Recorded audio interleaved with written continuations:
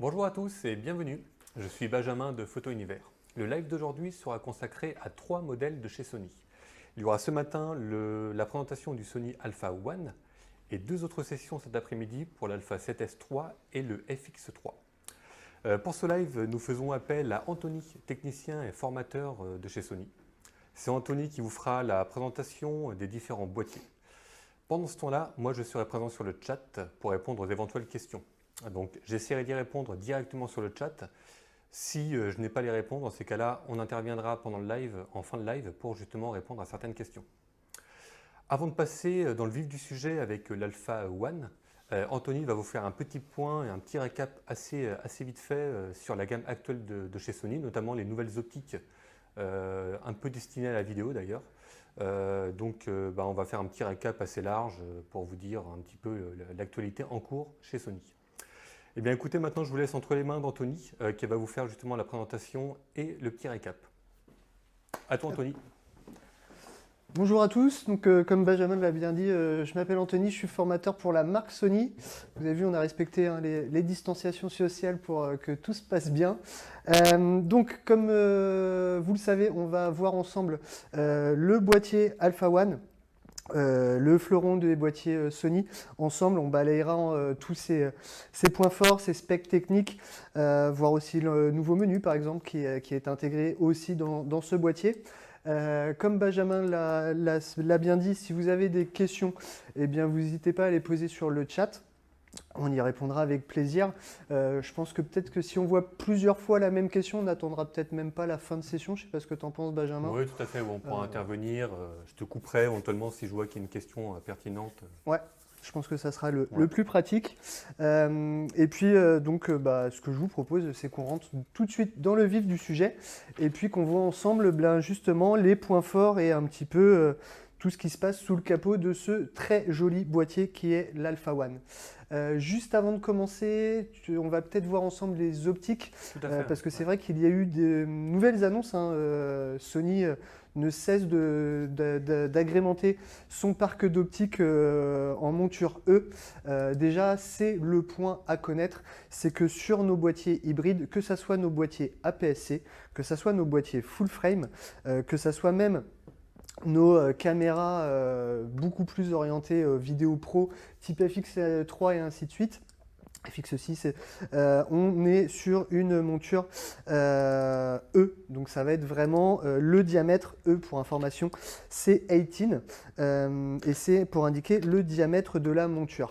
Le but c'est aujourd'hui d'avoir c'est même pas le but, c'est un constat, c'est qu'aujourd'hui on a déjà plus de 40 optiques en monture plein format sans nécessité de bac d'adaptation ou quoi que ce soit. C'est vraiment des montures dédiées à nos hybrides et pratiquement une vingtaine en APS-C. Si jamais vous êtes intéressé pour regarder le catalogue entier d'optiques, vous pouvez à tout moment accéder au site sony.fr. Et en fait, sur le site sony.fr, vous allez avoir une rubrique produits. Et dans produits, vous allez tout simplement aller chercher les objectifs.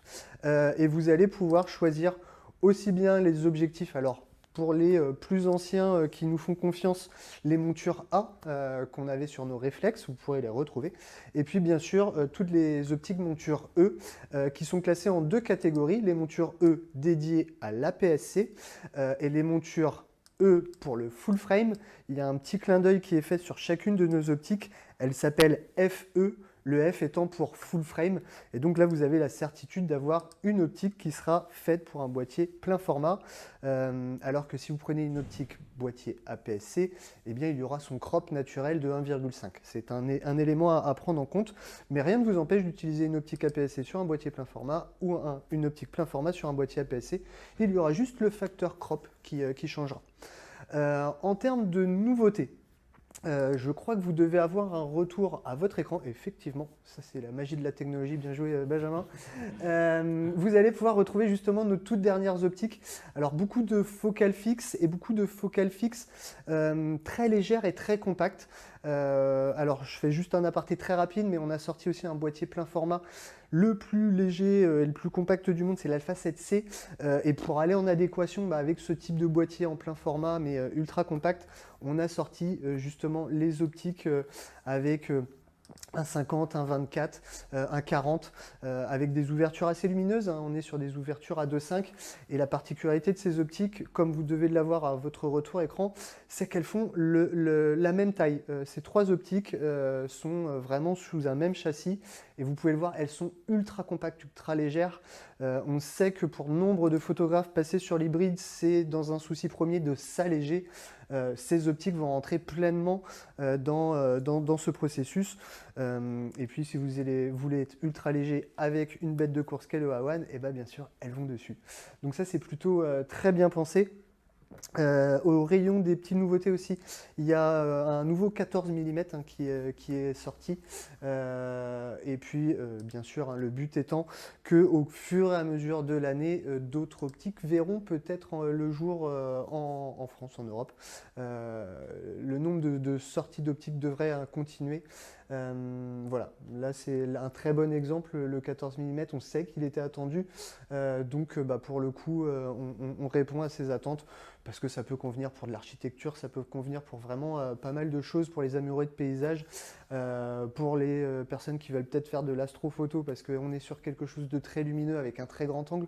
Donc voilà, les possibilités seront multiples, mais on voulait vous faire un point sur l'actualité optique pour vous montrer que, eh bien, pratiquement, pas tous les mois, mais en tout cas dans l'année et plusieurs fois dans l'année, on continue à avoir des sorties d'optique pour toujours agrémenter ce parc aujourd'hui qui a plus de 60 optiques en monture E.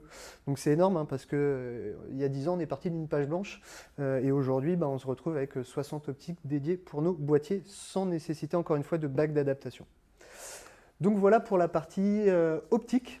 Après, ce que je vous propose, c'est maintenant de rentrer dans le vif du sujet sur l'Alpha One. Je pense que vous êtes venus sur ce live pour cela. Clairement, là, ça va être de voir ensemble toutes les spécificités techniques parce que c'est vraiment l'alliance de tout le savoir-faire Sony en un seul et unique boîtier. Pardon, on va vraiment avoir ce qui se fait de mieux en termes de photos. On va avoir aussi une très grosse expertise vidéo dans le boîtier parce que on s'aperçoit que certains pros aujourd'hui n'ont plus envie de jongler entre un boîtier dédié pour la photo et un boîtier dédié pour la vidéo. Ils veulent, toujours dans le souci encore une fois aussi de s'alléger, d'avoir un seul et unique boîtier qui fait tout. Et le 1, là, clairement, il va répondre à cette particularité. Pour ceux qui ne connaissent peut-être pas très bien la gamme Sony, je vais peut-être vous faire un petit balayage très rapide, mais pour être sûr que vous soyez sur des boîtiers en full frame chez Sony, ça sera ce qu'on appelle la gamme Alpha, avec la gamme Alpha 7. Et à l'intérieur de cette gamme, auparavant, on avait créé des boîtiers qui étaient vraiment spécialisés en fonction des attentes des photographes ou des vidéastes. Par exemple, on a l'Alpha 7 III, c'est un boîtier polyvalent, 24 millions de pixels, qui fait de la très bonne vidéo. Quand on recherche de la polyvalence, il est parfait et très abordable. Ensuite, certains photographes recherchent les hautes résolutions. Donc pour cela, chez Sony, on a créé la gamme Alpha 7R, le R étant pour la résolution. Et là, tout simplement, vous avez des boîtiers Alpha 7R3 par exemple à 42 millions de pixels et puis le dernier Alpha 7R4 à 61 millions de pixels. Donc vous voyez qu'on peut parler en très haute résolution. Ensuite, on a les boîtiers Alpha 7S où là on parle pour les hautes sensibilités. On n'est pas sur des boîtiers qui vont performer en termes de résolution. On est sur une résolution à 12 millions de pixels, mais avec des photosites beaucoup plus gros et surtout une montée en sensibilité à 409 000 ISO. Donc vous avez compris pourquoi le S et pourquoi la haute sensibilité. Ensuite, on a des boîtiers dédiés pour la réactivité, la rapidité. C'était l'Alpha 9 et l'Alpha 9 Mark II. Pour tous les amoureux de photographie animalière ou de photos de sport, on était sur un boîtier ultra performant, sans effet de blackout dans le viseur. Donc, quand je dis pas d'effet de blackout, vous ne perdez à aucun moment votre sujet. Même quand vous déclenchez, vous n'avez pas cette sensation d'obturateur qui coulisse. Et là, on montait sur des cadences rafales à plus de 20 images secondes en RAW avec des buffers de plus de 10 secondes. Donc c'était quelque chose d'extraordinaire. Eh bien l'Alpha One, maintenant que vous avez vu à peu près toute cette présentation de notre gamme, eh ben, c'est un mix à peu près de tout. C'est-à-dire qu'il va avoir une très haute résolution, alors pas aussi haute que l'Alpha 7R4 et ses 61 millions de pixels, mais on est sur un boîtier à 50 millions de pixels.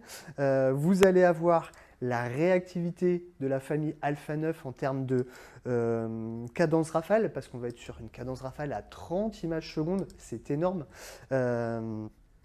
En RAW, je précise.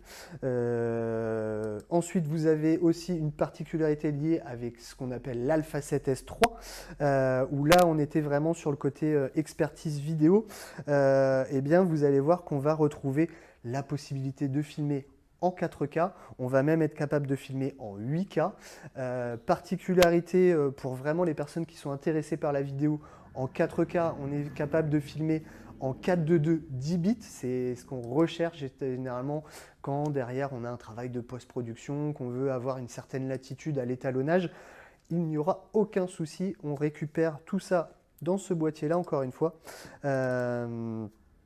Donc là, on est vraiment sur quelque chose de très intéressant parce que, comme vous pouvez le voir sur les petites slides qui peuvent différencier, c'est vraiment un boîtier tout en un qui va piocher de l'Alpha 9.2 pour la vitesse, de l'Alpha 7S3 pour la vidéo et de l'Alpha 7R4 pour la résolution. Donc c'est vraiment quelque chose de très particulier et très haut de gamme. Clairement, c'est pas un boîtier qu'on va proposer à un amateur très basique parce que là, vous êtes vraiment sur ce qui se fait de mieux. Et puis pour le clin d'œil de Sony, hein, c'est tout simplement c'est un boîtier qui a été annoncé au 100e anniversaire d'un des cofondateurs de Sony. Ça, c'était pour l'anecdote.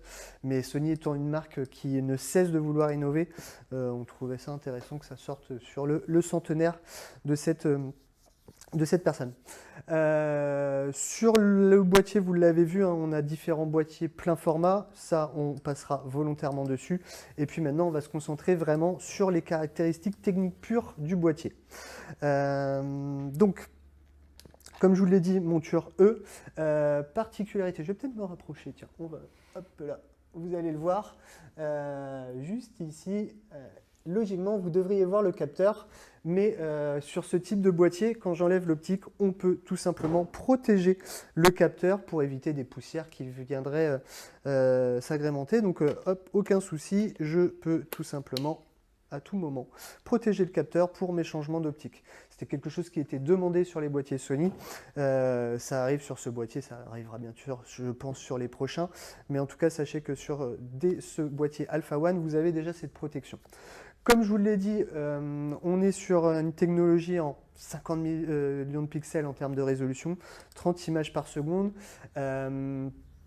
Et puis, le point important que vous avez peut-être vu défiler aussi, là, comme vous l'avez vu, on est sur une bête de course qui va devoir gérer des très hautes cadences en photo, qui va devoir gérer de la 4K, voire de la 8K en vidéo. Et si on ne veut pas que le boîtier il surchauffe, parce que là, ça sera une contrainte technique et on ne pourrait pas l'utiliser comme on l'entend. Pour cela, il faut savoir que ce boîtier est équipé de double processeur. Donc ça, c'est un vrai gros point positif. Et chaque processeur va pouvoir gérer sa partie indépendante sur le boîtier, mais ça va éviter de la chauffe. Pour la petite anecdote, cette technologie, avec le double processeur, où on est sur une génération de Bions XR, vient du savoir-faire de notre boîtier Alpha 7S3. C'était notre premier boîtier à être équipé de double processeur et de processeur XR. Le boîtier Alpha One, effectivement, en récupère aussi la même partie.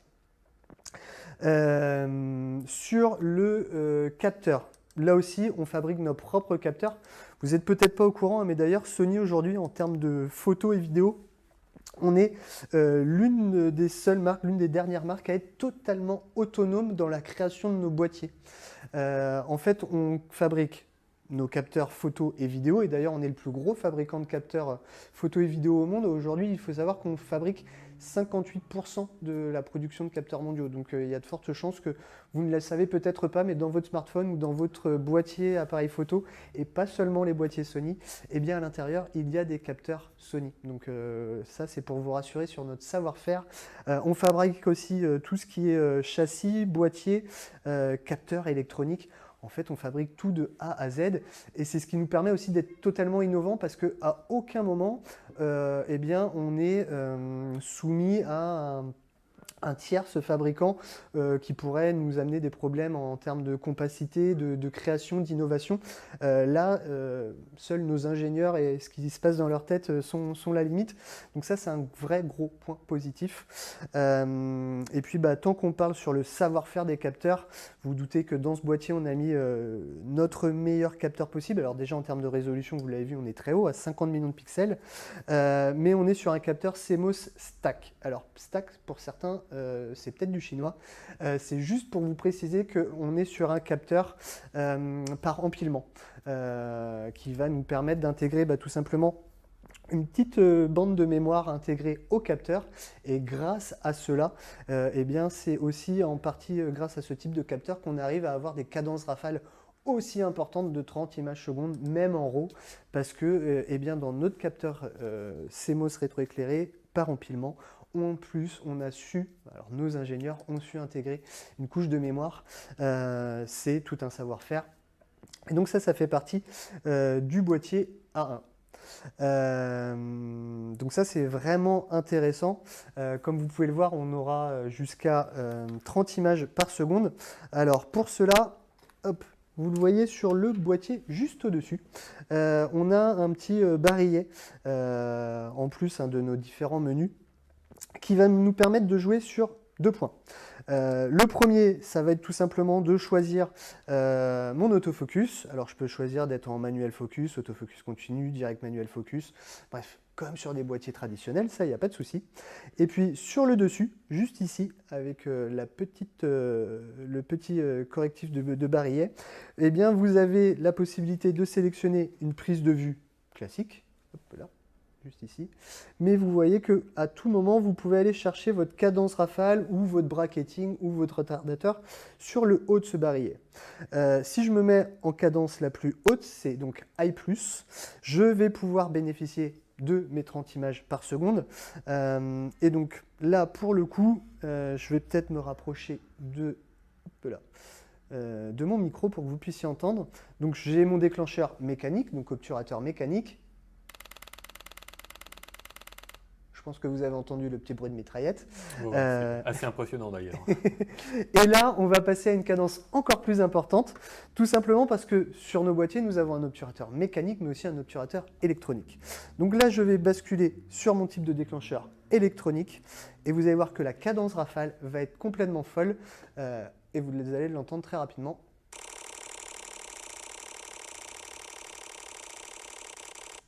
Alors, ce que je viens de faire à réaliser avec une carte mémoire qui va bien, on est d'accord.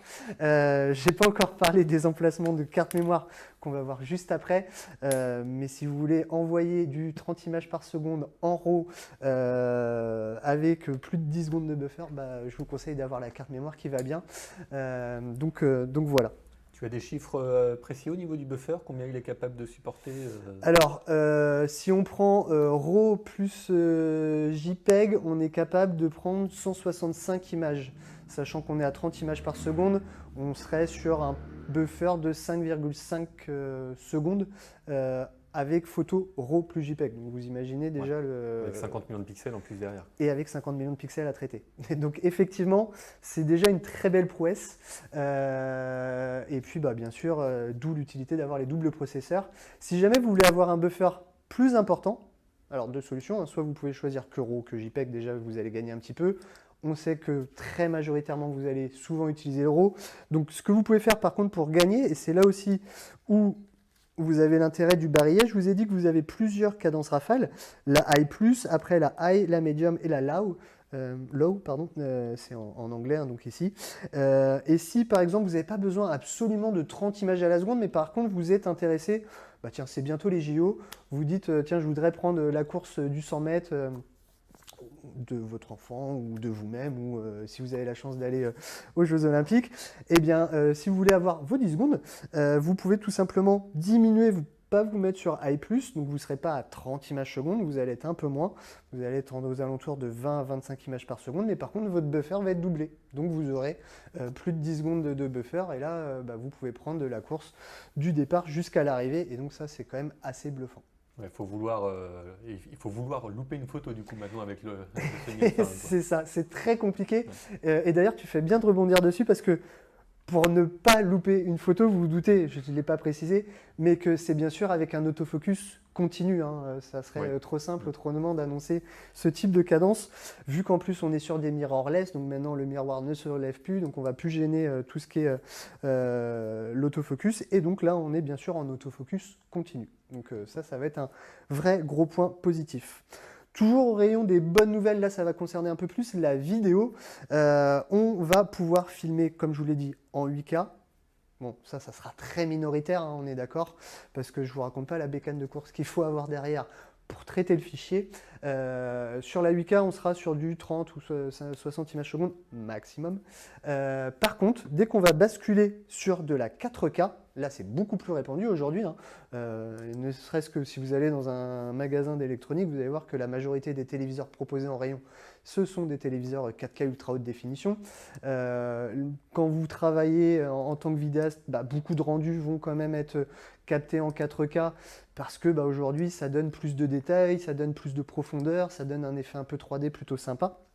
Et puis, au rayon des choses sympas sur ce boîtier, vous allez pouvoir filmer en 4K 120 images par seconde, sans rolling shutter, sans flicker. Donc ça, c'est plutôt intéressant. Et puis, toujours au rayon des bonnes nouvelles en vidéo, vous avez, quand je vous parle de 4K en 120 images secondes, c'est avec l'autofocus en action, on est d'accord. Et vous verrez, on a une petite particularité sur l'ensemble de nos boîtiers Sony, c'est qu'on a la détection de l'œil, par exemple, sur les sujets. Alors ça fait des années qu'on le fait. Et l'avantage, c'est qu'au fur et à mesure des années, on a amélioré notre processus pour faire justement de la mise au point sur l'œil. Puis maintenant, on est capable de choisir œil gauche, œil droit du sujet. On va être capable de choisir aussi l'œil animal. D'ailleurs, sur ce boîtier, pour les photographes animaliers, sachez qu'on a rajouté, alors au départ, c'était tout ce qui était animaux de compagnie, chiens, chats, ce genre de choses. On a rajouté sur ce boîtier la mise au point sur l'œil des oiseaux. Donc ça aussi, pour les amoureux de photographie animalière, ça sera un vrai gros point positif. Et puis, pour les vidéastes, sachez que la mise au point sur l'œil fonctionne aussi en vidéo avec l'autofocus. Donc là, on est vraiment sur ce qui se fait de mieux à l'heure actuelle. Est-ce qu'on ne ferait pas un petit retour écran avec Benjamin en cobaye pour vous montrer justement la simplicité pour la mise au point sur l'œil. Alors, je prends. D'autant plus qu'avec l'Alpha 1, comme avec l'Alpha 7R4 et le 7S3, les menus ont été revus. Oui, tout à fait, bien vu. Donc pour ceux qui effectivement étaient sur des anciennes générations de boîtiers de type Alpha 7.3, en fait, Sony a vraiment réagencé toute l'ergonomie des menus avec un nouveau réagencement et des nouveaux pictos et des nouvelles couleurs. Et en fin de compte, c'est vrai qu'on a des menus maintenant bien plus clairs et bien plus lisibles. Ouais, ça nous était demandé. Effectivement, Sony a vraiment travaillé pour rendre beaucoup plus accessibles les menus, comme l'a très bien expliqué Benjamin. Et tant que je suis sur le petit côté nouveauté aussi, là on est sur un boîtier haut de gamme, on est sur l'Alpha One. Vous voyez qu'en termes de connectique, je ne m'embête pas à prendre un micro HDMI ou quoi que ce soit. Je prends une connectique HDMI classique parce que, on a bien un port HDMI sur directement le boîtier. Et la bonne nouvelle, c'est que ce port HDMI, c'est un type A 2.1. Donc, on est directement capable d'envoyer du contenu 4K en 120 images par seconde par cette connectique. Donc là, c'est un vrai gros point positif.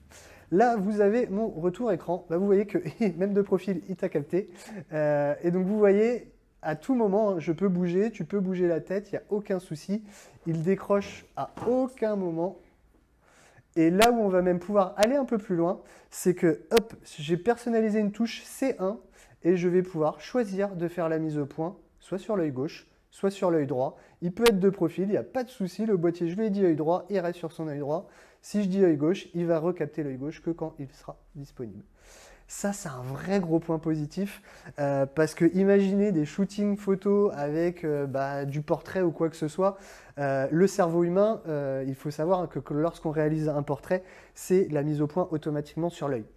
Si vous faites la mise au point ailleurs, vous trouverez que votre photo est loupée. Vous ne saurez peut-être pas expliquer pourquoi, mais une mise au point sur le bout du nez ou sur le lobe d'oreille, généralement, ça interpelle. La mise au point sur l'œil sur un portrait, ça attire l'œil tout de suite. Et ça, c'est un gros point positif. Vous avez vu la simplicité, hein, j'avais juste à appuyer à mi-course sur le déclencheur.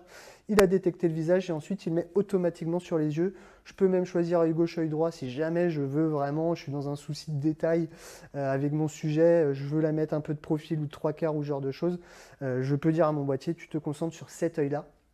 Et puis en plus, ça va fonctionner en vidéo. Donc clairement, là, on est vraiment sur tout le savoir-faire Sony. Hein. On sait qu'on est très bien vu et très reconnu dans tout ce qui est système autofocus. Là, ça en est une des particularités. C'est une vraie sécurité aussi d'ailleurs, parce que là on est sur du 50 millions de pixels, donc si on prend des objectifs qui ouvrent à 1.4, 1.8 ou 1.2, ouais, comme le dernier 50 mm on n'a pas par du exemple. tout le droit à l'erreur, donc là le fait d'avoir justement cet AF aussi performant sur l'œil, c'est vraiment un plus, quoi. C'est exactement plus, ça. Quoi. Autre point sur le côté toujours innovation ou plaisir de photographier. Bon, bien sûr, on peut à tout moment, en passant sur l'obturateur électronique, shooter en totalement silencieux. Hein. Ça, c'est quelque chose qui est présent maintenant sur nos boîtiers depuis la 3e génération. Donc ça, il n'y aura aucun souci. Bien sûr, ce boîtier garde ça disponible. Autre point intéressant, lorsque vous m'avez entendu faire la cadence rafale, on a un point qui est plutôt important à mettre en avant, c'est que notre obturateur est ce qu'on appelle un obturateur anti-distorsion. C'est-à-dire que quand on a besoin de très haute cadence rafale, c'est généralement pour shooter quelque chose qui va aller soit très vite, un geste, par exemple le geste d'un golfeur, le geste d'un tennisman au service, ça envoie très rapide. Ou tout simplement une course automobile, course de moto, des hélices, d'hélicoptères, toutes ces choses qui peuvent se déformer avec la vitesse, eh bien sachez que, et ça vient de notre technologie et de nos savoir-faire de nos boîtiers Alpha 9 II, eh bien on a un obturateur anti-distorsion. D'ailleurs, vous le voyez très bien en retour écran avec justement, c'est souvent l'exemple qu'on prend parce que le geste du golfeur va extrêmement vite, le club de golf est assez fin et ce club de golf fin associé à une vitesse, quand on a un obturateur dit traditionnel, généralement on a l'impression que le club de golf s'est déformé avec la réactivité et la vitesse donnée dans le geste. Avec notre obturateur distorsion, anti-distorsion, pardon, vous avez vraiment toujours cette ligne qui reste très droite. C'est plutôt pratique parce que pour vous derrière, ça ne nécessite pas de retouche photo. Vous avez vraiment capté l'instant et ça, c'est ce qu'on recherche justement en photographie. Toujours au rayon qualité d'image, il faut savoir qu'on est bien sûr sur un capteur 50 millions de pixels, comme je vous l'ai dit, sans filtre passe-bas. En termes de dynamique, et ça c'est important aussi, hein, aussi bien pour le côté photo et vidéo, on est sur un boîtier avec 15 tops de dynamique.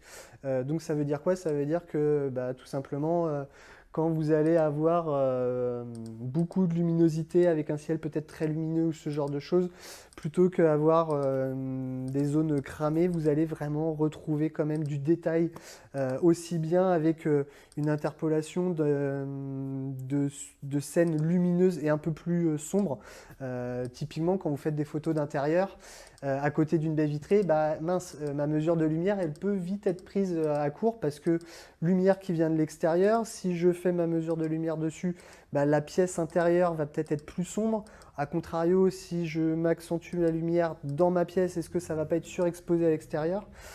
Tout ça, vous aurez beaucoup moins de contraintes parce qu'on a une plage dynamique beaucoup plus grande. Donc ça, c'est toujours appréciable. Au rayon de la montée en sensibilité, on est sur un boîtier alors, qui ne va pas aller aussi loin que notre boîtier ultra fait pour, qui est l'Alpha 7S3, qui va jusqu'à 409 000 ISO, comme je vous le disais tout à l'heure. Mais là, on a déjà une montée en ISO très exploitable, très bonne, qui monte jusqu'à 102 400 ISO. 102 400 ISO avec un boîtier à 50 millions de pixels, là aussi, je vous le dis tout de suite, c'est une très jolie prouesse qui est mise en place. Et puis la valeur la plus basse, on commencera à 50 ISO. Donc ça, c'était pour tout ce qui était, on va dire, sensibilité. Et puis, encore une fois, en termes de reproduction colorimétrique, le fait qu'on soit sur 15 stops de dynamique, là, ça sera un vrai point positif. Toujours au rayon des bonnes nouvelles sur le boîtier photo. On va pouvoir faire, si 50 millions de pixels, ça ne vous suffit pas, sachez qu'on va pouvoir faire une photo encore plus détaillée, avec encore plus de résolution. C'est un mode qu'on appelle le pixel shifting. Certains d'entre vous le connaissent peut-être. Le pixel shifting, ça vient de nos boîtiers Alpha 7R3, Alpha 7R4, où en fait on est capable de prendre plusieurs photos en RAW qu'on va fusionner pour donner au final un fichier qui sera très, très important en termes d'information et forcément en termes aussi de poids de fichier. Là, on est capable par exemple d'aller jusqu'à un mode pixel shifting de 16 images, qui va être capable de nous donner tout simplement une photo à 199 millions de pixels, si ça ne vous suffit pas. Là, on ne pourra pas aller au-dessus. Tu as le poids de ces fichiers d'ailleurs? Alors, le poids de ces fichiers, ça peut faire peur. Donc, clairement, j'ai plus en tête, mais c'est quelque chose d'assez volumineux. Ouais. Et d'ailleurs, il faut savoir que pour créer ce fichier final, il faudra passer par le logiciel qui est fourni, bien sûr, et qui est gratuit par Sony, de la suite Imaging Edge, parce qu'en fait, lui, le boîtier, ce qu'il va faire en mode pixel shifting, c'est juste qu'il prend ses photos en RAW, ou RAW et JPEG, encore une fois, mais c'est uniquement quand vous allez passer vers le logiciel qui va fusionner tous ces RAW pour vous donner le fichier à 199 millions de pixels. Point important que je préfère préciser, vu que c'est une constitution de soit 4 images jusqu'à 16 images, faites-le sur soit des sujets architecture, soit sur des natures mortes. Mais si vous le faites sur un sujet en mouvement, entre le déclenchement de la première photo et de la 16e photo, il y aura forcément un micro-mouvement. Et ça, quand vous allez fusionner les images, ça peut vous créer un manque de netteté. Ce mode pixel shifting, c'est surtout fait pour, par exemple, je sais que c'est utilisé en joaillerie, parce qu'ils veulent faire ressortir beaucoup de détails. Une bague, un collier, ça ne va pas bouger une fois que c'est posé sur son présentoir. Donc ça s'y prête très bien. Pour de l'architecture, pareil, le bâtiment ne va pas bouger devant vous. Donc c'est sur ce type de choses que vous pourrez mettre en place le mode pixel shifting. Point important, parce que justement pour du packshot ou pour ou des choses vraiment très qualitatives, vous pouvez utiliser le pixel shifting avec le flash. Le boîtier est assez intelligent pour gérer l'utilisation du flash jusqu'au 1/200e avec l'association du pixel shifting. Tant qu'on est sur le côté flash et synchro, ce genre de choses, sachez que sur ce boîtier, il y a aussi une première mondiale qui va être effectuée sur le A1.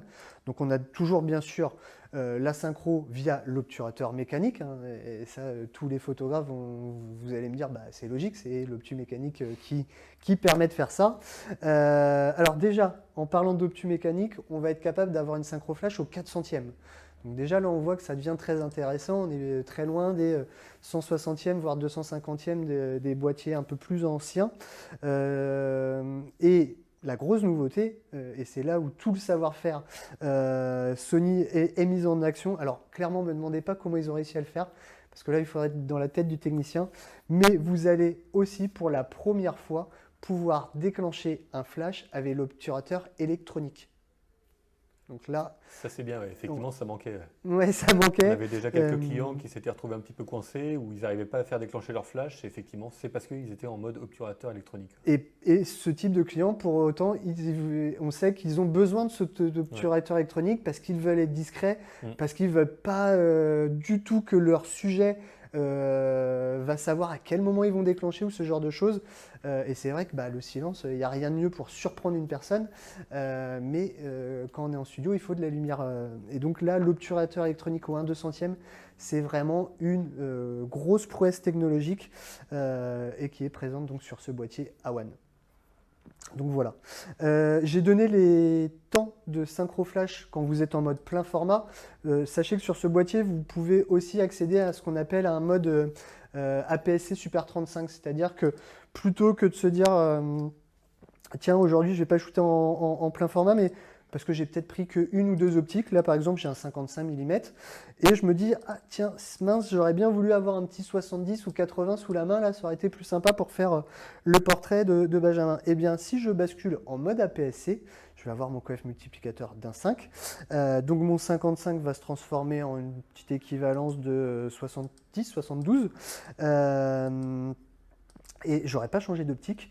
Et le fait de passer en mode APS-C, je conserve quand même 21 millions de pixels exploitables. Donc largement de quoi faire un tirage derrière. Et ça, c'est un vrai gros point positif qui est présent sur notre boîtier. On a deux boîtiers en un en fait. On a un full frame de 50 millions et une version APS-C intégrée à 21 millions. C'est ça. Je prends l'exemple là par exemple, et ça je sais que les photographes animaliers ils les adorent parce que tiens ils vont je sais pas le 70-200 monter sur leur boîtier plein format et ils se disent ah mince quand même j'avais un petit truc là mais le 200 j'étais court. Et bien à tout moment ils peuvent se dire allez je bascule en APS-C, le 200 devient 300 sans changer d'optique et pas de perte de temps et ils vont pouvoir shooter le sujet qu'ils souhaitaient. Donc ouais, ça c'est un gros point positif là aussi. Je sais pas, peut-être qu'il y a des questions. Est-ce qu'on peut faire un petit point éventuellement sur les différentes connectiques qui se trouvent sur oui, le boîtier? Ouais, je pense que ça va être... Au niveau du logement des lecteurs de cartes. Alors... Les différentes sorties aussi. Il doit y avoir aussi des sorties un petit peu spécifiques qu'on ne doit pas retrouver sur d'autres boîtiers. Alors, effectivement, on va voir tout ça. Je vous montre les trappes. Donc déjà, vous voyez que... on va le voir tout simplement là. Vous avez plusieurs trappes sur le côté gauche et vous avez la trappe des cartes mémoire sur le côté droit. D'accord? Hop. Là, ça fait un peu porte-papillon. Si on se concentre d'abord sur les connectiques pures. Donc, au rayon des bonnes nouvelles, pour tout ce qui va être enregistrement, vidéo et ainsi de suite, vous avez la possibilité de brancher directement un micro. On est sur du jack traditionnel et prise casque aussi dessus. Juste en dessous, pardon. Sur le dessus, vous avez la griffe Emaishu propriétaire à Sony où vous pourrez venir aussi mettre un écran de contrôle, un flash, un micro. Bref, on a vraiment plusieurs possibilités d'accessoires à mettre dessus. Si je continue sur le côté, j'ai bien ma prise HDMI. On est bien sur une prise HDMI 2.1 type A, hein, donc ça sera un vrai gros point positif. Et puis juste en dessous, on a aussi une prise micro USB-C pour soit charger le boîtier ou transférer les données, ce genre de choses. Hop, je ferme les deux petites trappes pour vous montrer encore deux autres choses cachées derrière cette trappe.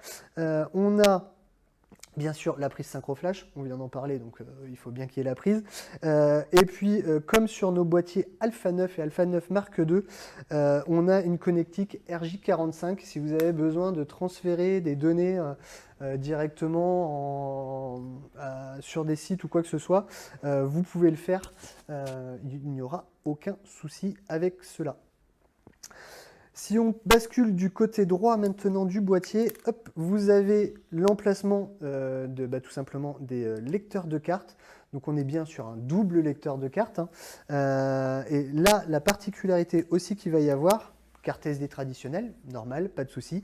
Mais vous avez compris aisément, quand j'ai pris mes 30 images à la seconde pendant plusieurs secondes, qu'il faut potentiellement avoir des cartes à vitesse d'écriture très rapide. Et puis si je suis capable aussi de filmer en 4K 120 images par seconde, en 4.2 de 10 bits, eh ben, il va falloir du stockage, mais aussi là, de la réactivité en vitesse d'écriture. Et pour cela, nos doubles lecteurs de cartes SD sont aussi doubles lecteurs de cartes CF Express type A. Alors ça, c'est les dernières nouveautés de chez Sony. hop, je vous le montre, hein, c'est tout petit. Mais si vous vous attardez dessus, alors pour le moment, ils existent en 80 et 164 Go de stockage. Mais le côté ultra intéressant, c'est quand je vais vous dire la vitesse de lecture et d'écriture. En lecture, on est à 800 mégabits seconde et en écriture, on est à plus de 700 mégabits seconde. Ça commence à faire, quoi. Ça commence à faire, Ouais. effectivement. C'est pas mal, hein. Et donc, vous voyez, hein, je mets ça dans le même emplacement que mon lecteur de carte SD parce que un slot égale deux types de cartes à l'intérieur. Et j'ai bien mes 2 slots qui peuvent accepter 2 cartes SD ou 2 CF Express. Donc, attention, par contre, je fais un petit rappel sur les CF Express parce qu'il existe bien 2 tailles. Oui. Et donc là, c'est vraiment la petite taille, c'est celle qui, en gros, fait la taille d'une carte SD. Donc ne pas se tromper lors de l'achat de la CF Express, prenez bien la bonne taille parce que sinon on se retrouve vite coincé. Oui, ne prenez pas de la type B, mais bien de la type A. Et tant que j'y pense, hop, petit effet visuel. Cet accessoire pourra vous être utile parce que tout simplement c'est un lecteur de carte CF Express. Aujourd'hui il n'existe pas de PC ou de Mac avec le lecteur directement intégré. Donc si vous voulez éviter la frustration de vous recevez votre boîtier, vous recevez votre carte, on part directement faire du shooting, de la captation vidéo. Le soir, on veut regarder ça sur son PC ou sur son Mac et ah mince, on a oublié le petit lecteur de cartes. Donc pensez-y à l'achat. Ils ont ça chez Photo Univers, il n'y a pas de souci. Tout à fait, oui, je confirme. Donc voilà, mais c'est vrai que c'est important d'en parler. Il faut être transparent sur les choses. Effectivement, là, ça nécessite un achat d'accessoires en plus. Mais au vu des cadences, clairement, sur ce type de boîtier, ça sera quelque chose qui passera très bien en termes d'explication. Parce que pour l'instant, les cartes SD, on est encore un petit peu limité, je pense. Je crois que ça ne doit pas dépasser les 400 mégas, je crois, en écriture. Ouais, et encore, généralement, c'est... En tout cas, chez Sony, il y a Sur quand même les des bonnes touchs. cartes SD Ouais. qui peuvent quand même faire le job. Mais si effectivement vous voulez tirer le max des capacités de l'Alpha 1, effectivement, une carte CF Express serait quand même l'idéal. Exactement. Si on continue au rayon des bonnes nouvelles, donc là on a vu la connectique, il y a quand même un point aussi à mettre en avant, ça va être sur le boîtier. Pour ceux qui ne connaissent pas spécifiquement Sony, vous allez voir qu'on est bardé de petites touches de raccourci, de touches de personnalisation. Quand vous verrez des touches marquées C1, C2, C3, C4, c'est des touches customisables, des touches personnalisables. Donc hop, elle se situe sur le dessus du boîtier ici, et puis hop, à l'arrière du boîtier ici aussi. Donc on en a vraiment plusieurs. Et ça c'est très pratique parce que quand on est sur le terrain, on n'a pas envie de naviguer tout le temps dans ces menus. On a envie d'être très rapide, très réactif. D'avoir ces touches de raccourci, ça sera un vrai plus. Ça, pour ceux qui connaissent Sony, vous le savez qu'aujourd'hui c'est quelque chose de présent sur l'ensemble de nos boîtiers plein format sans aucun souci. On conserve d'ailleurs toujours un joystick qui est bien plus pratique en tout cas à utiliser que sur les anciennes versions. Il est plus plat, un peu plus gros. Plus gros et puis surtout avec cette fonction antidérapante qui est très agréable quand vous l'avez sous le pouce. Alors pour les plus anciens comme moi et Benjamin, je pense que vous avez peut-être connu certains jeux vidéo où quand vous aviez un joystick ça glissait puis certains avaient mis quelque chose de cranté. Et bien là on est sur ça. Et ouais, c'est très pratique à l'utilisation. C'est vrai que ça a l'air de rien, mais quand on utilise un Alpha 7, on va dire, ancienne génération, de type Alpha 7 II, Alpha 7 III, et qu'on passe sur une prise en main d'un Alpha 1 ou d'un Alpha 7R4 ou d'un 7S3, on sent vraiment la différence en termes d'ergonomie. Ce fameux petit joystick un peu plus plat, un peu plus granuleux, un peu plus large, est quand même vachement agréable. Plus aussi le petit ergot qu'ils ont rajouté sur la poignée. Ouais, on ne le voit pas, mais si j'avais été sur un boîtier type Alpha 7 III, il y a de fortes chances que mon petit doigt, il aurait fait ça, juste en dessous. Ouais. Et là, sans pour autant changer tout le châssis, on a juste donné un peu plus d'embonpoint ici en dessous et une meilleure prise d'accroche là. Et le tout donne une sensation d'un truc plus costaud et plus facile à prendre en main, mais je vous rassure qu'il fait toujours moins de 700 grammes sur... c'est pas grand chose, mais le peu qui a été fait, c'est vrai que ça rajoute un confort en main supplémentaire. C'est ça, là de mémoire on est sur 660 grammes, donc c'est très facile à transporter. J'ai pas précisé, mais après les connectiques, Je vous le précise quand même, le fait que l'écran soit tactile aussi, c'est demandé, hein, donc écran tactile aussi bien pour chercher son collimateur d'autofocus que pour se déplacer dans les menus ou zoomer dans sa photo, bref. Ce qu'on n'avait pas avant, d'ailleurs, le tactile, je crois qu'il était vraiment uniquement à la prise de vue et pas dans les menus. Et exactement. Ok. C'est vraiment avec l'arrivée des tout dernières générations de boîtiers qu'on a ce Ce qui est côté assez tactile. pratique, d'ailleurs. Ouais. L'écran est basculable aussi, j'imagine, comme sur. Alors, bien sûr, hein, l'écran, vous pouvez prise de vue à 90 degrés à la hanche, ou pour les petites personnes pendant des manifestations, des foules, de concerts ou ce genre de choses, bah, hop, je peux très bien avoir cette vue en contre-plongée. Vous le voyez directement ici, hein, mon écran me permettra d'avoir un contrôle à tout moment ici. On va se mettre au ras du sol aussi pour ceux qui font Pour la ceux qui photo font de la macro, macro, ouais, c'est ras vraiment du sol, ultra ça c'est pratique, quoi. très pratique. Donc effectivement, un écran orientable. Toujours au rayon des bonnes nouvelles, parce que bah, si on a le côté tactile, ça peut être sympa d'aller chercher tout ce qui est autofocus, mise au point et ainsi de suite. Alors là, sachez qu'en termes de couverture def, ceux qui ne sont pas habitués aux produits Sony, vous allez peut-être tomber de votre chaise avec le café de bon matin. Mais là, on est sur 759 collimateurs d'autofocus, 759 points en détection de phase sur 92% de la taille du capteur. Donc hormis ce qu'il peut y avoir dans l'angle tout en haut à droite ou tout en bas à gauche, vous allez voir que en tout cas, pour prendre à défaut le boîtier, clairement, ça va être très très compliqué parce qu'on a une couverture extrêmement large, comme je vous l'ai dit, 92%. Et puis, on a ce mélange de points de collimateur en détection de phase et en détection de contraste, où on va associer 759 points en détection de phase et 425 en détection de contraste. On est sur quelque chose, franchement, pour le prendre à défaut, moi, j'ai pas encore réussi. Donc, voilà. C'est ce qu'on disait tout à l'heure, franchement, pour louper une photo, maintenant avec un boîtier de type Alpha 1, il faut y aller, quoi. Faut y aller. C'est ça. Et même si votre sujet change de mouvement ou quoi que ce soit, le boîtier est vraiment, vraiment bluffant dans ce sens. Alors, pour info, le A1 récupère en termes de mise au point, en tout cas, les mêmes particularités que l'Alpha 7S3, l'Alpha 9.2. Donc on est toujours sur ces couvertures de 92% avec ce nombre de détecteurs au niveau du collimateur. Donc tout ça, ça va nous faciliter, comme on l'a vu, la mise au point par exemple sur l'œil. Je vous ai dit aussi qu'on a la possibilité d'avoir détection de mise au point sur l'œil animal en temps réel et en vidéo, ça il n'y aura pas de souci. Tant qu'on est sur la vidéo, donc comme je vous le disais, on peut filmer en 8K, mais alors en 8K, on filmera qu'en 30 images par seconde et on filmera en 4.2.0 10 bits, pas au-delà. On ne fera pas de 4.2.2, donc pour ceux qui sont sur le côté étalonnage, déjà vous le retrouverez sur du 4K, ce qui est déjà très bien.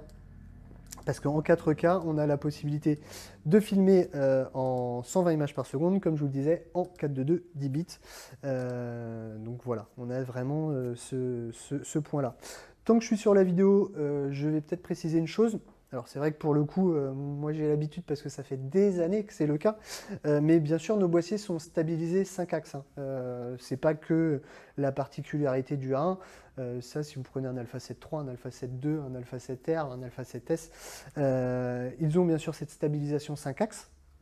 Mais par contre, sur nos boîtiers haut de gamme dernière génération, en plus de la stabilisation interne en 5 axes, on ajoute un système de stabilisation d'image actif numérique via une fonction gyroscopique. Donc là, ça va être très intéressant parce que à main levée, sans gimbal, on va déjà avoir cette sensation que justement on travaille pratiquement avec un gimbal. La contrepartie, il faut juste savoir que lorsque vous activez en plus de la stabilisation 5 axes du boîtier traditionnel, donc cette stabilisation gyroscopique, vous avez un crop de 10% dans l'image. Mais bon, j'ai envie de dire 10% dans l'image, par rapport à un effet d'image vraiment stabilisé, ça vaut largement le coup. Et puis encore une fois, en plus sur du Full HD ou quoi que ce soit, vous ne verrez pratiquement pas la différence. Donc ça, c'est vraiment un gros point positif à mettre en avant sur ce boîtier en termes de vidéo. Est-ce que tu crois qu'on peut faire un petit visu sur les menus, Oui, sur je les pense nouveaux que menus? ça peut être intéressant. Et d'ailleurs, ça va parler à tout le monde, c'est-à-dire les anciens possesseurs de ce produit Sony et les personnes qui pourraient se dire, tiens, je suis intéressé pour m'acheter un boîtier Sony, mais je suis sur une autre marque. Alors vous pouvez être sur Canon, sur Nikon, sur Fuji et vous dire, mince, j'ai peur de ne pas m'y retrouver dans les menus, que je perde du temps et ce genre de choses. Vous allez voir que pour ça, il y aura tout simplement nos menus qui sont beaucoup plus lisibles, ça c'est pour vous rassurer, mais vous allez aussi avoir la possibilité de créer votre propre menu dans le boîtier. Donc si vous venez d'une marque tierce et vous dites bah mince, je veux pas me coltiner toutes les sous-pages de Sony parce que c'est pas la même organisation que je connaissais auparavant, je voudrais bien me constituer mon propre menu, on va pouvoir le faire. Alors, on a le retour, et ben c'est impeccable tout ça. Alors, si j'appuie sur la touche menu, hop, je vais peut-être revenir en arrière. Donc, vous voyez que pour ceux qui connaissaient les anciens menus Sony, on était sur des pictogrammes en haut du boîtier et on était plus sur des colonnes. Là, on va vraiment avoir une lecture à l'horizontale, un petit peu comme un livre, hein, où eh bien, à tout moment, vous allez avoir donc, votre réglage pour la photo, vos réglages pour tout ce qui va être exposition, couleur, balance des blancs, ce genre de choses. Vous voyez qu'il y a un code couleur en plus en fonction de chaque réglage sur laquelle je vais. Par exemple, je sais que mes réglages de mise au point, def, tout ce qui va concerner ça, ça va être sur un côté pictogramme mauve-violet. Si je veux avoir accès à tout ce qui concerne la lecture de ma carte, de mon contenu et ainsi de suite, ça va être le pictogramme bleu. Pour tout ce qui concerne les connectivités, je veux connecter mon boîtier à mon smartphone parce qu'avec votre smartphone, vous pouvez l'utiliser comme télécommande, à la limite, comme déclencheur à distance pour récupérer vos photos. Donc tout ça, ça sera dans le pictogramme vert. Tout ce qui est connexion Bluetooth, connexion à un smartphone, connexion à un PC, parce que vous pouvez bien sûr connecter à un PC, et lorsque vous faites du studio, vous pouvez même déclencher à distance sans fil. Et ça, pour ceux qui font du studio, je sais que certains doivent se dire « très intéressant », parce qu'on est très nombreux à avoir déjà cassé ces petits câbles qui partaient du PC au boîtier. Oui, et quand je dis le câble, à la limite, c'est ce qu'il y a de mieux, parce que certains, des fois, on se prenait le pied dans le câble et l'appareil photo pouvait tomber. c'est ça. Là, c'était plus problématique. Aujourd'hui, avec ce type de boîtier, on peut même faire du déclenchement à distance pour son shooting. Donc ça, c'est top. Et puis, si je vais sur mon pictogramme jaune, là, c'est un peu tout ce qui est boîte à outils, réglage d'un appareil photo traditionnel. C'est là où vous allez choisir la date, l'heure du boîtier. C'est là où vous allez choisir de jouer sur le viseur, de jouer sur la qualité d'affichage. Vous pouvez vraiment aller chercher plein de choses. C'est là où vous allez pouvoir personnaliser aussi vos différentes touches qu'on a sur notre boîtier. Vous voyez la personnalisation manip, et je peux personnaliser mes réglages de touches perso en photo, mais par exemple, ces mêmes touches, lorsque je vais basculer en vidéo, je peux leur donner une deuxième fonction. Donc en fait, quand on vous dit que vous avez 4 touches de raccourci, en fait, au final, vous en avez pratiquement 8, parce qu'en fonction photo et vidéo, vous pouvez faire la distinction. On a vraiment donc tout ça. Vous allez aussi pouvoir aller jouer sur vos options d'affichage. Vous allez pouvoir jouer sur le viseur, sur l'écran. Quelque chose qui peut être, hop là, très intéressant. Je vais revenir juste ici.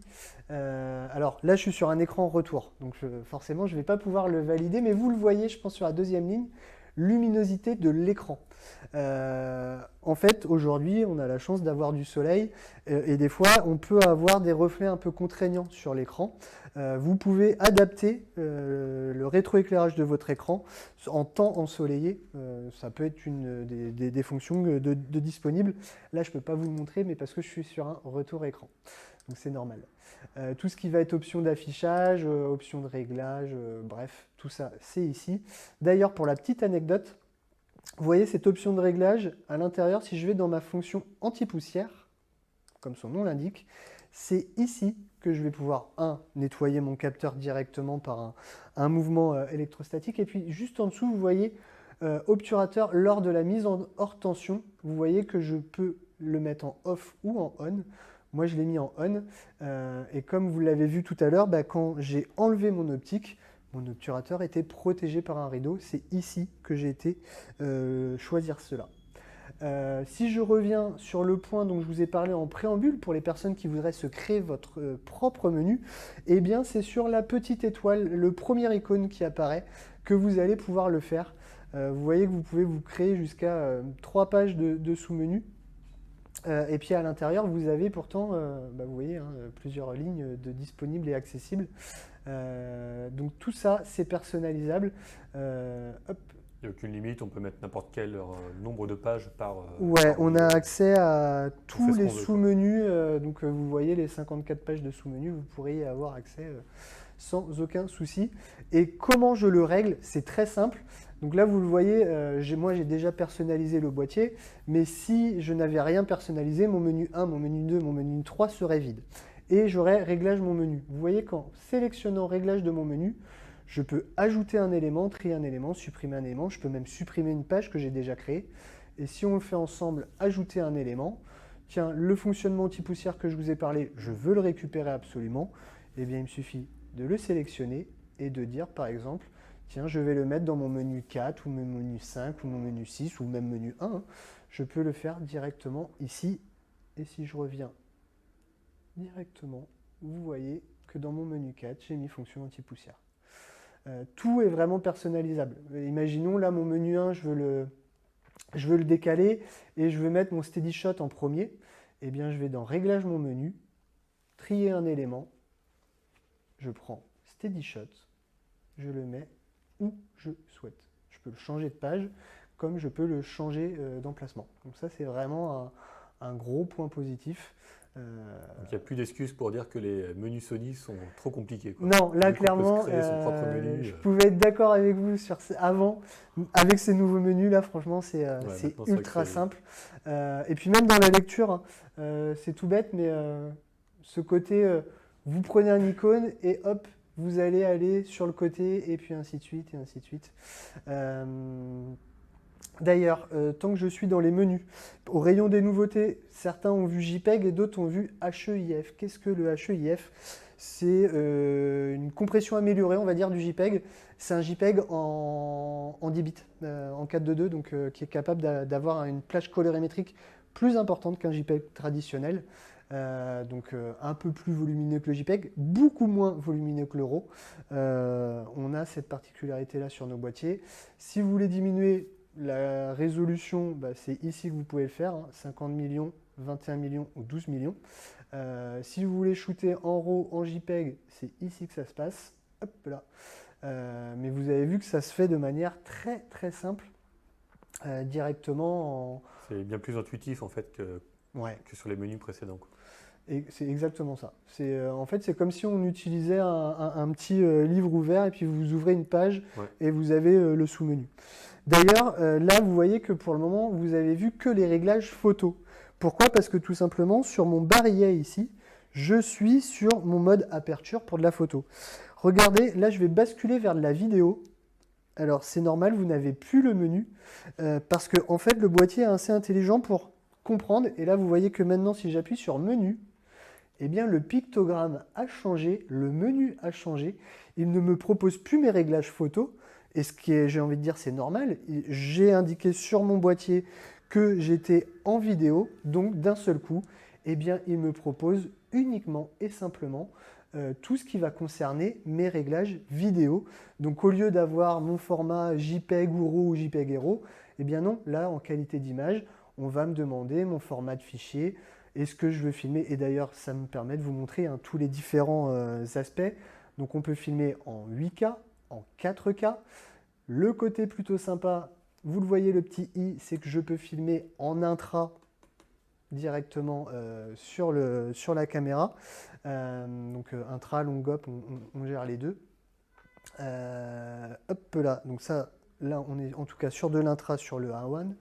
On peut aussi dériver éventuellement, parce que c'était l'une des questions des clients, pour les profils d'image en vidéo. Profil d'image, tout à fait. Alors, les profils d'image, comment expliquer ça de manière très simple? En fait, quand on fait de la photo, si on part d'un esprit de se dire qu'on va retoucher la photo, on sait qu'on doit obligatoirement shooter en RAW, ce qui va nous donner beaucoup plus d'informations. Alors, quand on regarde la photo RAW de base, elle fait un peu flat en termes de colorimétrie, mais on sait que sur le logiciel dédié, derrière, on va pouvoir avoir un large choix de tout ce qui est retouche. Eh bien, en vidéo, c'est un peu pareil. On a des profils picture qui sont intégrés dans les boîtiers. Pour info, dans les boîtiers Sony, on a pris exactement les mêmes profils picture que dans l'industrie du cinéma et de nos caméras. Tout ce qui est Venice, tout ce qui est FX6, FX9, ce genre de choses. Et donc, à l'intérieur, on est capable, par exemple, de filmer avec du S-Log2, S-Log3. Et les logs, en fait, c'est pour dire qu'on va capter une plage dynamique beaucoup plus importante. Ce qui fait que derrière, vous, en travail, en post-production et en étalonnage, bah, vous aurez toute la latitude que vous le souhaitez. Alors aujourd'hui, comme je disais, il fait très beau, mais je suis sûr que vous avez déjà eu le cas. On sort un ciel très gris. Et ça, en vidéo, bah, quand on va filmer, on va avoir cet aplat de gris uniforme. On se dit, c'est dommage, ça manque de texture, et ainsi de suite. Et bien là, on va pouvoir aller chercher directement ça dans les boîtiers. Sur le A1, vous avez 11 profils picture. Donc vous avez le S-Log2, le S-Log3. Vous pouvez filmer en HLG. Le HLG, c'est filmé en mode HDR directement. Alors le HDR, c'est plus souvent connu en photo. Vous savez, hein, c'est une photo, c'est souvent 3 photos, une en sous-ex, une en surex, une normale. On fusionne les 3 et ça nous permet justement d'avoir du détail dans les zones sombres et les zones claires de la photo. Très pratique pour de la photo d'intérieur, par exemple. Et bien là, en vidéo, si vous n'avez pas le temps de faire de l'étalonnage, de la post-prod ou ce genre de choses, vous allez pouvoir par exemple filmer directement en HLG sur le boîtier. Alors attention, le poids du fichier sera là aussi plus conséquent, hein, mais par contre derrière, vous voulez montrer très rapidement le résultat à un de vos clients. En plus, on a la fameuse connectique HDMI 2.1. Bah, vous pouvez, limite quand vous allez montrer le dérochage sur un téléviseur, le client il pourra avoir l'impression que vous avez déjà retravaillé l'image. Et puis sur le A1, hop là, on a aussi l'arrivée, alors hop là, je vais peut-être vous le mettre ici, de tout ce qui est mode, alors je vais juste aller chercher mes profils d'image, ça va être plus parlant pour nous, hop là. Donc là vous voyez PP1, je vais peut-être juste faire ça, hop, tiens. Je te prends comme cobaye, mais c'est que pour la colorimétrie, les personnes vont mieux comprendre. Là, je suis en mode normal. La colorimétrie est normale, la teinte, le grain de peau et ainsi de suite.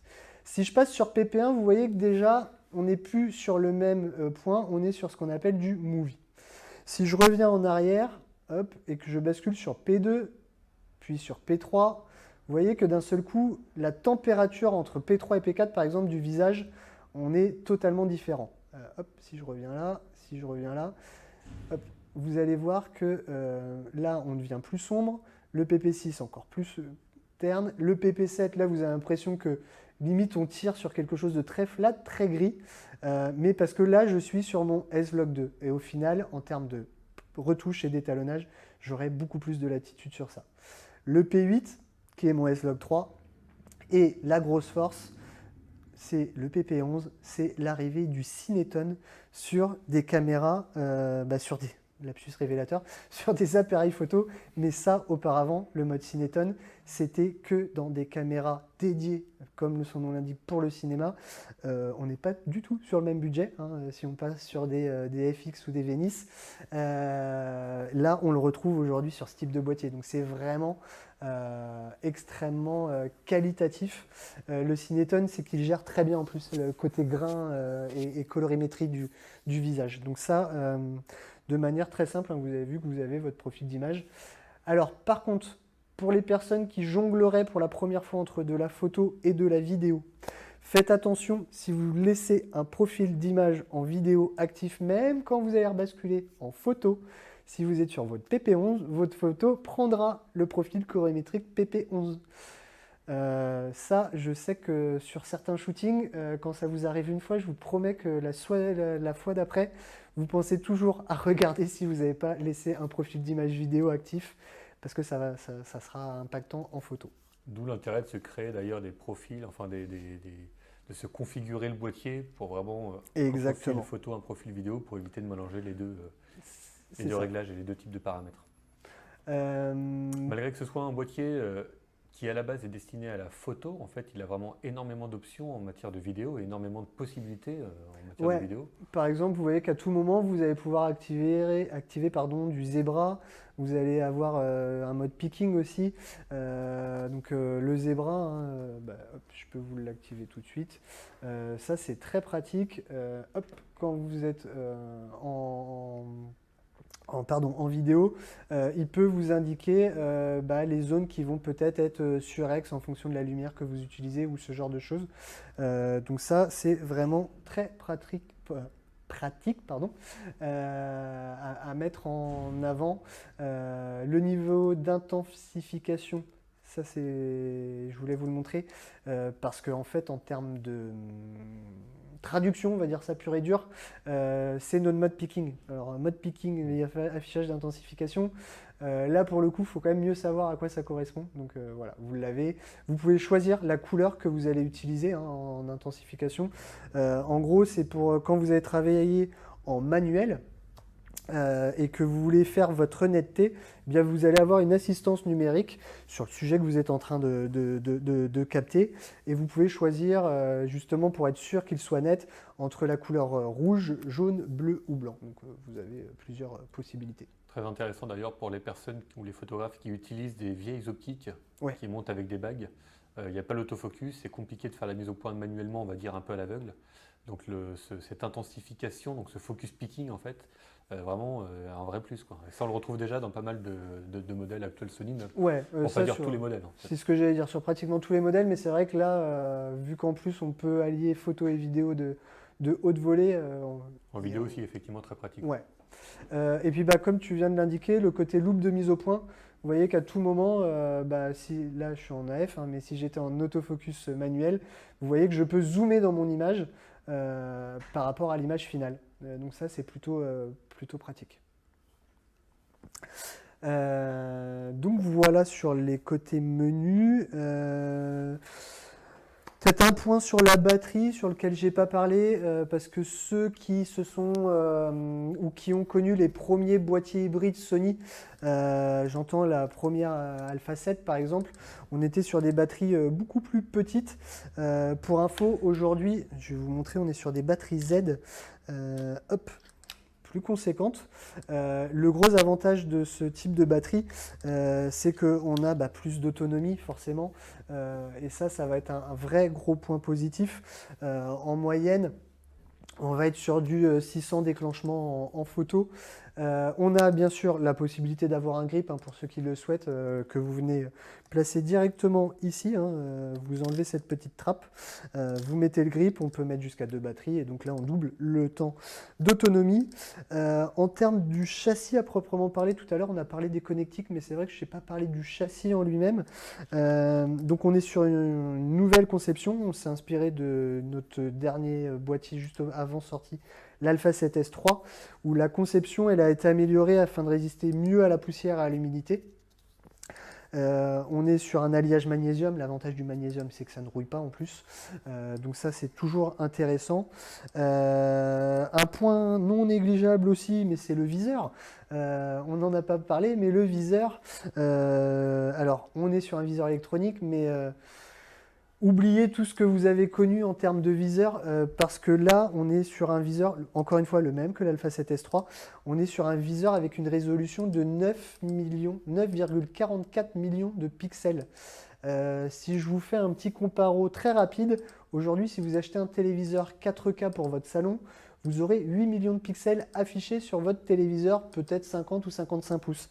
Dites-vous que là, dans à peine 1 cm², vous avez plus de résolution, vous avez 9 millions de pixels, de points affichables. Donc,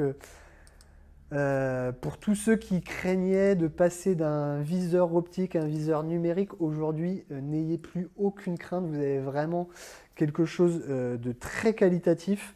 Point important pour toujours aller plus loin et éviter aussi ce côté peut-être rémanence qu'on peut avoir quand vous mettez l'œil dans le viseur et dans des viseurs électroniques moins bien définis. Alors là, il est extrêmement bien défini, mais en plus, sachez qu'il va en fait recalculer l'image 240 fois par seconde. C'est énorme. Cherchez pas, votre cerveau, il fonctionne moins vite. Le cerveau jusqu'à 60 images par seconde, mais le fait de recalculer jusqu'à 240 images par seconde, le taux de rafraîchissement est tel que vous n'aurez pas de rémanence. Alors aujourd'hui, on n'a pas de t-shirt ou de chemise avec des rayures, mais c'est souvent quand vous avez ce phénomène de rayure, il peut y avoir ce phénomène de rémanence. Vous ne l'aurez pas, bien sûr, avec ce boîtier, ce viseur. Et puis toujours dans le viseur, comme sur l'Alpha 9 et 9 Mark II, si vous voyez sur les fiches techniques ou lorsque vous renseignez, pas de blackout, c'est que tout simplement, lorsque je vais shooter mon œil dans le viseur, eh bien, à aucun moment, je perds mon sujet de vue. Je n'ai pas de voile noir qui interviennent pour indiquer que j'ai pris ma photo. Je suis vraiment sur quelque chose d'extrêmement ultra réactif. Et pour suivre un sujet, clairement, là, il n'y a rien de mieux. Voilà. Je pense qu'on a fait déjà un bon tour du boîtier. Je pense. Je ne sais pas s'il y a des questions peut-être. Écoute, non, on a répondu aux principales questions qui avaient été posées déjà avant le chat. Ok. Je pense qu'on a fait un point quand même assez complet. Donc là, je pense qu'on a vraiment fait le tour. On a vu les profils d'images, on a vu les personnalisations des touches. Oui. S'il y avait quand même une petite question, notamment sur le 7R4, on avait la possibilité justement d'enregistrer ces profils sur les cartes mémoire. Oui, alors je ne l'ai pas précisé, tu fais bien de le remonter. Effectivement, on peut bien sûr enregistrer ses profils sur sa carte mémoire.